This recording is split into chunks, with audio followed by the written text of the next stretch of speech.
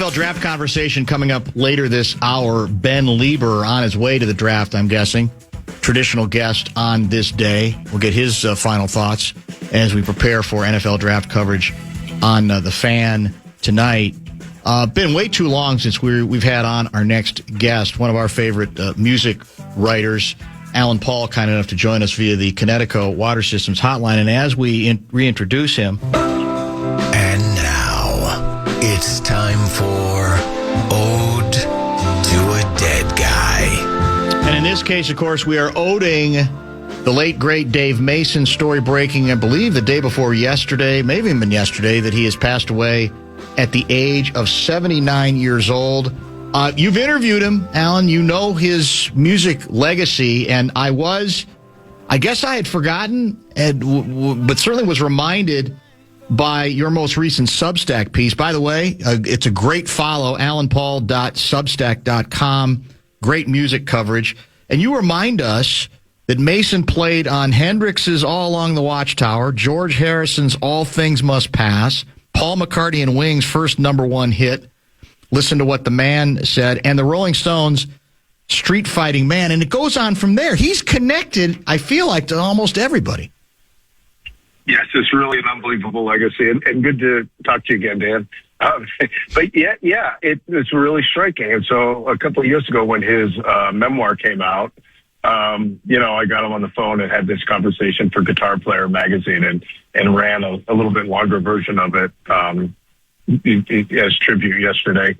And it really is remarkable. He just somehow had that knack of being the guy people wanted in the room when these things were happening. He also was the second guitarist, so to speak, in Derek and the Dominoes when Clapton formed that, because they had all played together on All Things Must Pass. But he sort of dropped out because they were sitting around too much stoned on heroin. And that was a new thing. He had worked with Clapton a lot, but Clapton had just gotten into that world.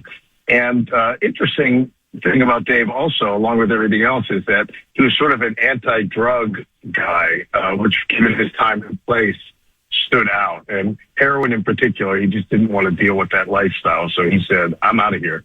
That's, that's where I was going next, because that nugget fascinates me. I'm sure he's not the only one in that category, but it does stand out. And clearly in the conversation you had with him, he made it very clear. It's like, it's not cool for me. I don't buy the notion that that's the only way we can be creative. And if you want to do it, do your thing, but I don't want to be a part of it. Yeah, and I think he just really, he didn't want to be a part of the drugs specifically, and he just didn't want to be a part of the sitting around and staring at each other lifestyle that it engendered. So he just left. He left swinging London, basically, and went to California. So he was probably a little bit ahead of his time there, which helped him be on the cutting edge. I mean, he was good friends with Stephen Stills. They played guitar a lot. I don't think they ever were formally in a band together. I know they weren't. But he was there when Crosby, Stills, and Nash had their first rehearsals. It's just part of that ongoing story of him seeming to be every 4 or 5 years where things happened. And the thing that's also so interesting to me, and I don't have an answer for this, so I'm just raising it as a question without an answer.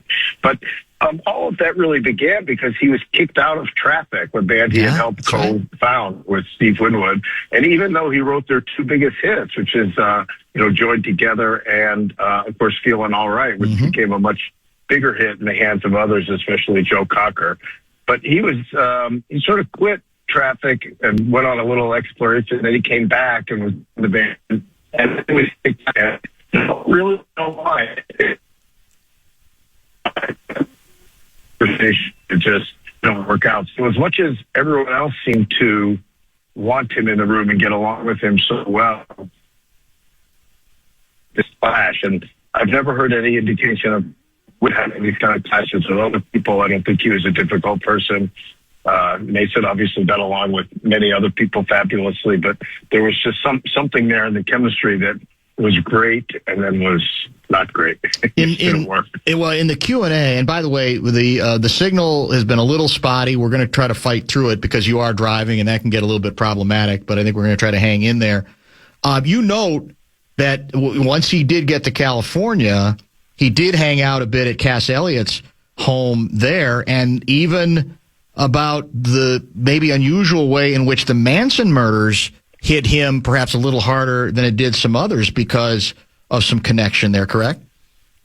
Right. So some of the people who became Manson victims were also people who hung around with Cass Elliott. So he knew them. And he knew some of, I can't remember now off the top of my head if he actually knew Charlie Manson. I don't think so, but there were some of the other people from the family who were hanging around there. And that was a little bit of an extension of his anti-drug thing. The whole scene that was happening there was making him uncomfortable. Not Cass Elliott, whom he loved and seemed to be a very gracious hostess, but the whole world that was sort of developing there around the Los Angeles rock scene. And he said that he had an increasing sense of impending doom, that something bad was going to happen, which isn't to say that he suspected these particular people were going to do these particularly awful crimes, but that something was going to crack. And indeed, unfortunately, he was correct. You also ask him which comes first, singer, songwriter, or guitarist when he thought of himself. What was his answer? His answer, without any hesitation, was guitarist, which is cool. It's interesting because I think ultimately his most lasting fame and contribution is as a songwriter. Just if he had done nothing but write "Feeling All Right," I think that would have put him somewhat in the pantheon of rock songwriters. But of course, he did a lot more. And Only You Know and I Know, which was the title of his book, also became a big hit with Delaney and Bonnie, whom he also toured with. So I think of him primarily as a songwriter, but he did not think of himself that way at all. You also write about his experiences with when he first ran into and saw, I think he saw Jimi Hendrix at the Scotch of St. James as well. And part of the quote that struck with me, I feel like the same emotion has been repeated by a bunch of different people in rock when they're kind of trying to articulate their first reaction to watching and listening to Jimmy play, and it's always sort of like, oh, bleep, like, who the hell is this guy? Right. That's right. And and he didn't seem to be intimidated by it. Some of the others, including Eric Clapton, sort of had a come to Jesus moment, like, oh my God, what am I doing? I thought I was something special. Mason seemed to really just enjoy it, and the two of them developed pretty quickly a close relationship. And the other thing I thought was interesting in that interview, in that conversation about Jimmy, is that I was so fascinated going through the book. They're keeping these instances of him running into people at bars. And I was sort of like, geez, how do you keep running in there? And he made the point that is kind of obvious when you think about it, but I think worth remembering, which was one, in England, everybody was in London who was trying to make it in the music world at that point. Unlike here, where, you had people in New York and San Francisco and Los Angeles, everywhere else. But in those early days, those were sort of the hubs. And there was only a couple of clubs that they all went to. So they all hung out and they kept running into each other. So that was really the basis of his relationship with Jimi Hendrix. Was, he saw him perform. He thought he was incredible. He ran into him in a club and introduced himself. And of course, he had already recorded those hits with Traffic, and Jimmy was a Traffic fan, so he was happy to meet him. We saw, I got to see, in fact, the guy who's on before me is a big Dave Mason fan, and he got us tickets to see at the Dakota, kind of a very small, largely considered a jazz bar, but they have all sorts of music there. And this was several years ago, but what was fun about it for me is the approach that Dave decided to take that night was the old, all right, I'm going to play some songs, but I'm going to give you some stories too. And a lot of it was some of the stuff that you talked to him about. I mean, the sense of history there. And I always love when aging guys go that route, because some don't. As you know, I'm here, I'll play music, I'm not going to spin any yarns, and you're lucky I'm here. But he was, I thought, made it another, different kind of night, giving us a little bit of sense of history and his own experiences in between the songs. It was a nice touch. I absolutely agree. I saw one of those shows also. The one I saw was he was billing as Dave Mason's Traffic Jam. Mm-hmm. And I absolutely agree. Roger McGuinn of the Byrds also does a wonderful show that's a presentation like that. It's almost like a one-act play of his career with the songs put in there. And I think it's a great way to go. I mean, these guys have incredible stories, which is why I like to tell them. But they have the opportunity, of course, to tell them themselves. And while they're here, I think they should. And I think that there's a real relationship with Dave between him doing those shows and then wanting to finally write his book and then wanting to do those shows even more. Because as people get into telling their stories, they become refreshed in their own mind, and then they want to tell them more and talk about them more, and they remember more. And it's an experience I have all the time in writing my books and doing interviews. I mean, conversation jogs memories, and memories jog conversations, and it becomes a great symbiotic relationship there. I can tell you, man, keep writing them and keep bringing back stuff that you know, it's not offensive to me that you bring back older interviews. If they're good interviews, nobody cares. And it keeps the stories alive. And you've got a great niche there that you've developed. Texter writing, just finished Alan's book on the Allman Brothers and Sisters album. Great stuff. Thank you. Can you ask Alan what song, in his opinion, best represents Mason's guitar playing? Oh, boy. Guitar playing. That's interesting. Again, I think of him first and foremost as a songwriter. Yeah, so I think of him, for me, the two songs that have to come first are Feeling All Right and Only You Know and I Know. The latter, Only You Know and I Know, I think it's probably more so as a guitarist for guitar playing. And by the way, I appreciate what you said about the old interviews. I had to take a moment to contemplate if I wanted to do that or not. No. And I decided that they have a lot of value, and I want to do that, usually with some introduction and context. But having the validation that I'm on the right path for you is quite welcome. Well, so and the key is context, like you say, because generally what you do is you reintroduce, and so you bring something, you try to bring it a little bit more current. But then, no, those interviews are gold, and this one brought the whole story home very effectively as well. We're short on time today. We should get caught up on what else you're working on, and just in general, we got a little bit more time when things are a little bit easier. So we'll try to do a better job of staying in touch. And thanks again for giving us time as always. You got it. Pleasure, and thanks for keeping these guys alive, and thanks to all the great people in your audience. I hear from a bunch of you all the time, and I always appreciate it. Excellent. We'll talk soon. Travel safe. Thank you. Thank you. Alan Paul, the award-winning popular music writer, and as I said, he's got a Substack that I highly recommend if you care about music history. He's, more than anything else, has been basically become the Allman Brothers biographer. And next time we have him on, I think there's a new Craig Allman documentary that's going to be coming out soon. My guess is he's got, if not something to do with it, he was probably interviewed for it for background purposes, because nobody knows the members of the band or knew the members of the band, I think, like he did. Let's get a quick break in here, get to a couple of other texts, and we'll prepare for some draft stuff in a little bit. But first, The Fan and BigDeck.com. I'm going to give you a shot to win bonus bucks. It is our national cash contest. The 4 o'clock keyword is family. Go to KFAN.com and enter the keyword family.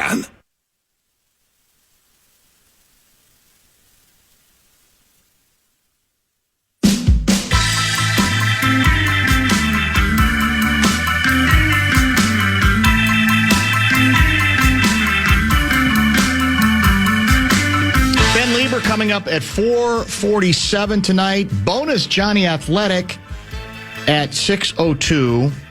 Later this hour, I'm going to quote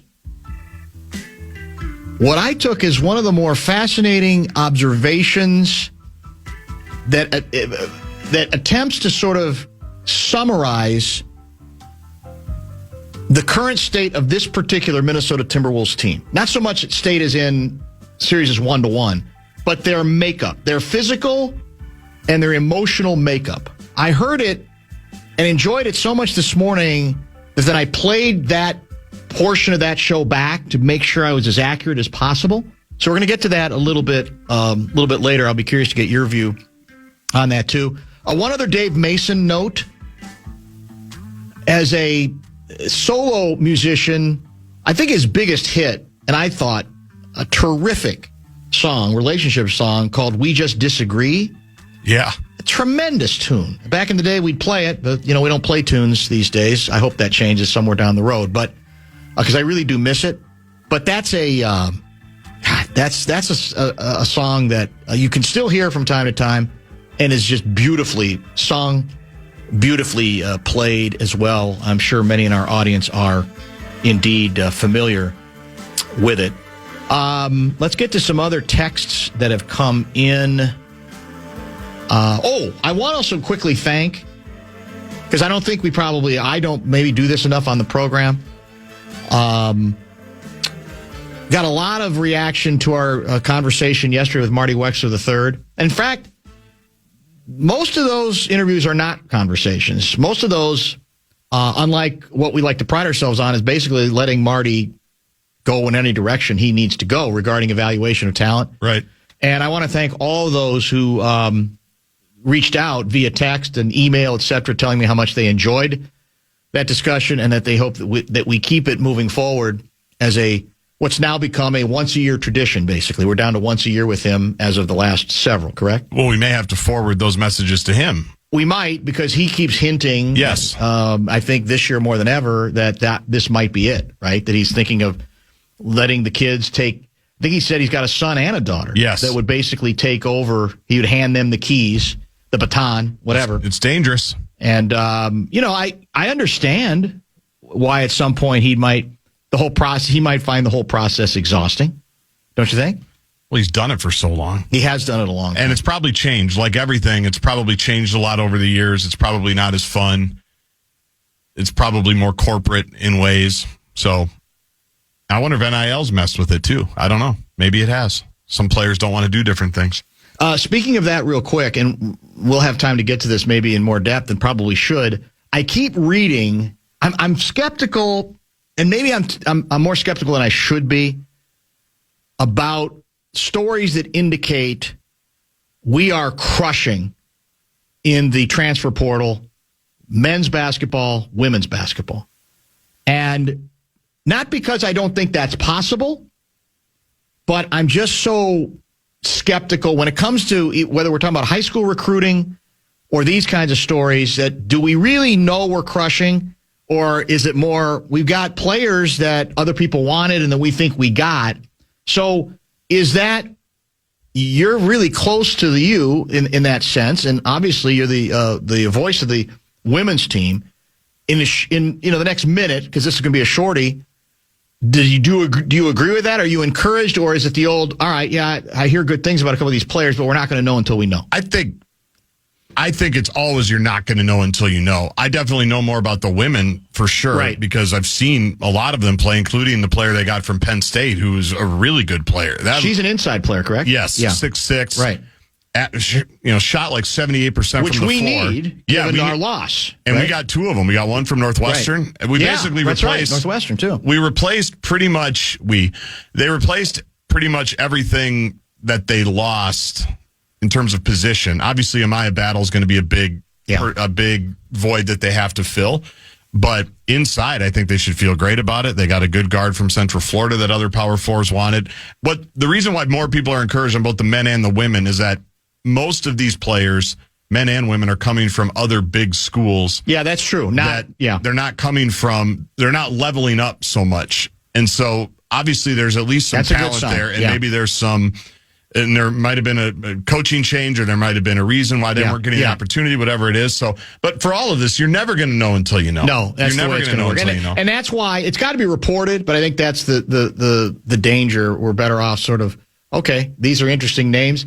What you raise is a fair point. The schools they're coming from, maybe being a good sign in of itself. But I think, even though it's apples and oranges, it's like with high school players. We're not going to know until we know. It's just the way it's going to work. Let's stay on schedule because we need another pause here, correct? Yes. We'll do that. I'll give you that Timberwolves-related quote. We can talk a little bit more about Wolves-Nuggets tonight, game number 3. And I'm going to give you a piece of evidence that I suggest vindicates me on this ongoing debate about too many food options being available these days at arenas and ballparks around the country. I think I will win the debate with the next nugget that I wasn't even looking for, but that was indeed brought to my attention. All of that, and then we'll prepare for some draft talk with Nacho, Ben Lieber, coming up at 4:40.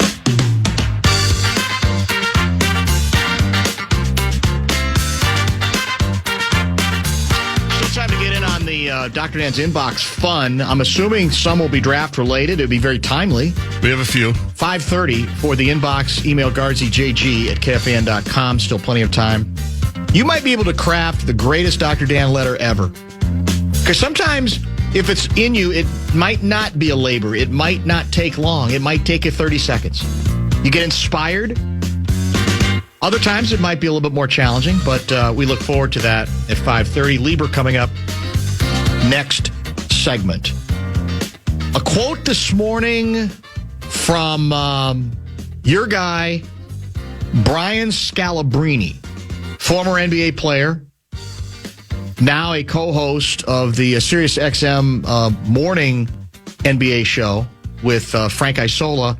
And then now Scalabrine's in on, he's part of the armada of NBC NBA analysts, right? He does some stuff from studio. He does some stuff from games, a combination of both, correct? Yes.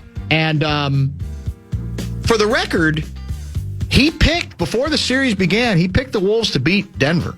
He likes the Wolves. He always has. He's aware of kind of their ups and downs, but his theory was they're kind of been playing possum. And he thought they matched up well with Denver. And, of course, it's only 1-1, but the Wolves have certainly played with them in both games.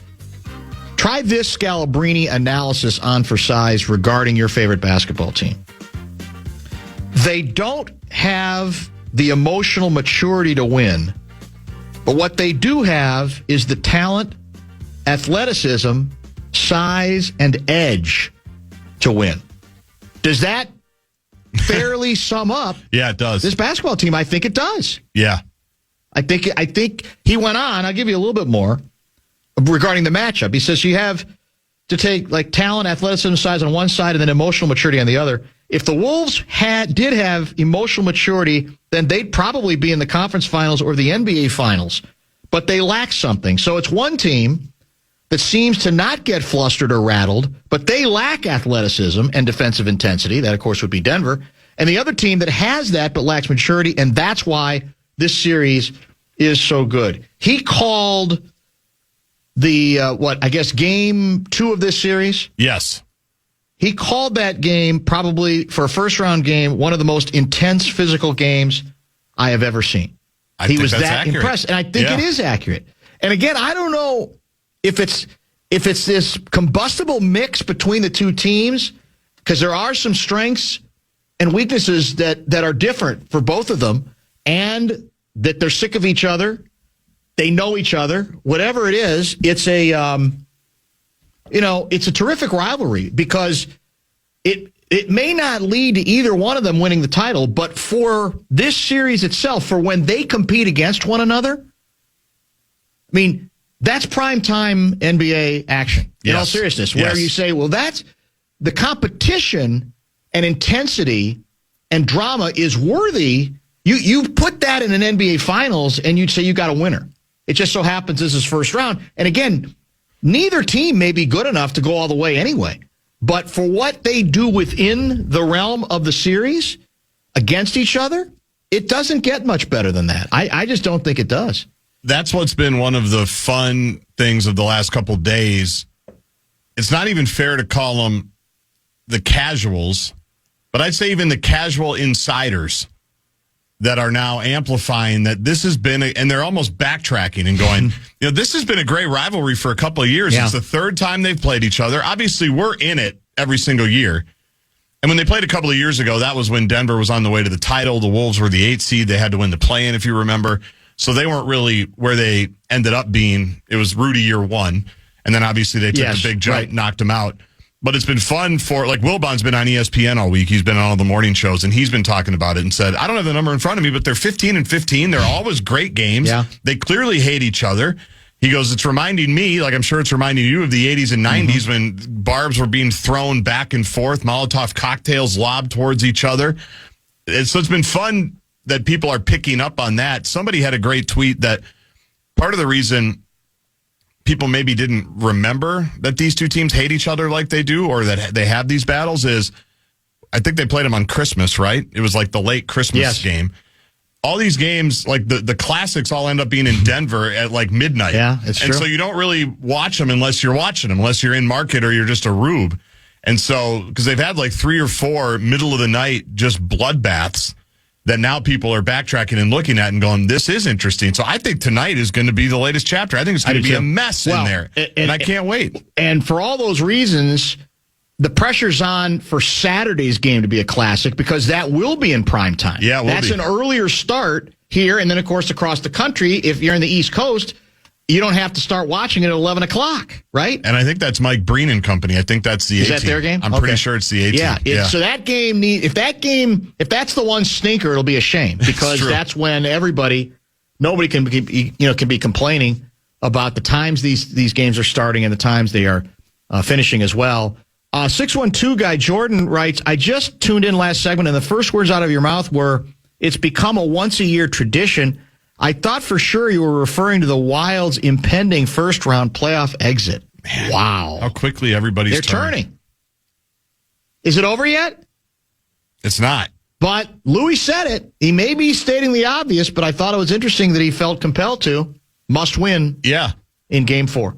I know that players have to talk this way because they have to think this way, but every player last night that I listened to on the very tidy, I thought, Kevin Fallon's postgame show, even he knew, I think he needed to get out of there because it was 1 o'clock in the morning. And I listened to it from start to finish because I was driving home from Grand Casino Arena. Every player in their comments were talking about, it's going to be a long series. It's going to be back and forth. And I know you got to say that, but it doesn't have to be a long series. No, like, you got to keep not careful. And you've dropped 2 in a row now, and both of them are winnable. And obviously, you win Saturday, and you're right back in it. Maybe you go to Dallas and steal it, and you win in 6. But it doesnent have to be a long series if you let one slip now on Saturday. So be careful with all that. Don't assume. Scalabrini is spot on, writes 218 guy, can the Wolves' athleticism overtake the mentality of the Nuggets? It's a little bit more complicated than that and a little more nuanced than that because the Wolves, they have a certain mentality. Now, it's more fragile, one could say, than Denver. But in terms of competing, I think mentally they can hang with Denver in that regard. It's decision-making. It's what happens within a game if things start going badly. There's a greater chance that the Wolves are going to come unglued emotionally, I think, than Denver is. I think that's the difference. But there is a mental, and he used that word. The Wolves have an edge, certainly when they play Denver. It goes beyond just that they're more athletic or they have, you can say more physical talent. And even that's dangerous because Jamal Murray is an incredibly gifted player.